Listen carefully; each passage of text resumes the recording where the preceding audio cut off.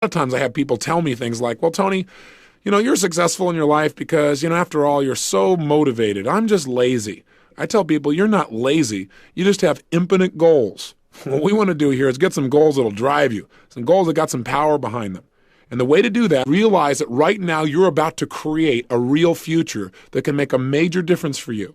That right now you're not just writing words down on a page, that even though you don't know how this is going to happen yet, that if you get something that you really want and you make it strong enough and you find strong enough reasons, you will find a way.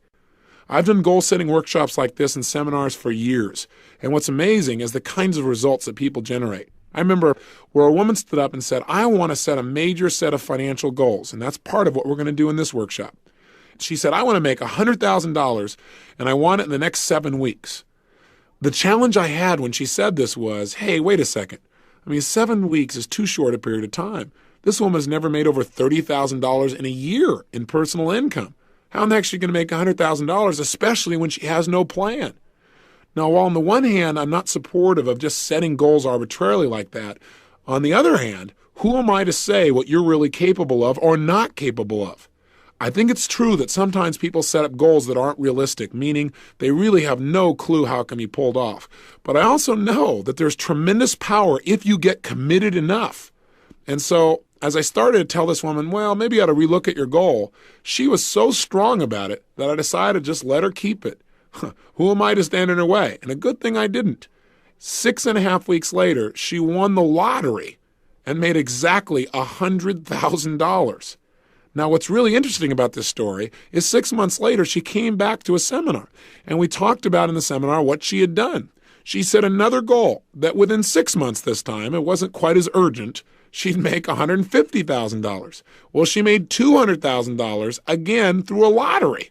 Now, I'm not suggesting set a bunch of lottery goals here by any stretch, and I'm not big on it. I don't buy lottery tickets.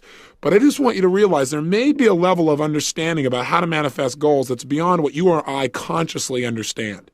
And this woman certainly was pretty good at it. She's not the only person. I shared her story one time, and a couple from Detroit listened to the story and got really inspired. And they just said, hey, as long as she can get this, why doesn't she ask for bigger numbers? We're going to do this thing, and we're going to make $1 million. And I got to kind of grit my teeth, and I said, look, that's not what I told the story for. But they got so into it, and they followed all the instructions. They set their goals, they got strong enough whys, they created the pressure, and they did something else that I teach.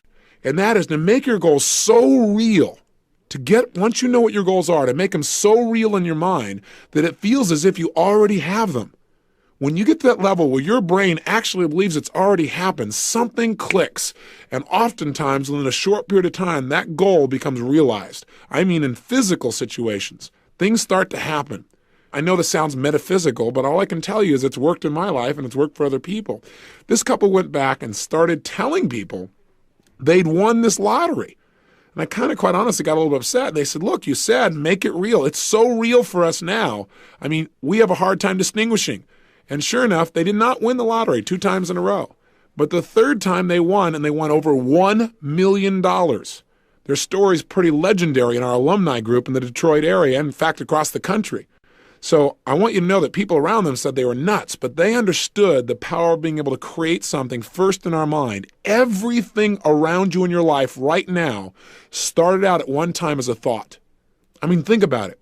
What are some things that you have in your life right now? Some relationships, some people, some skills, some beliefs, maybe a job that once was nothing but a goal. You're in that same moment now of creation.